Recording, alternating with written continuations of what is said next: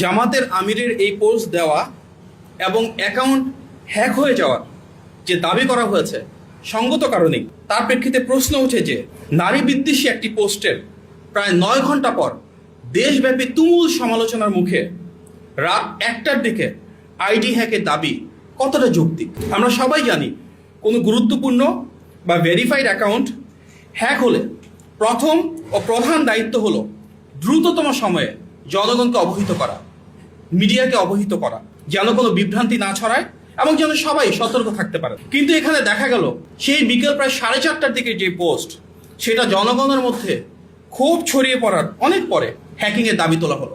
এতে স্বাভাবিকভাবে প্রশ্ন উঠেছে এই দাবিটা আদৌ কতটা বিশ্বাসযোগ্য।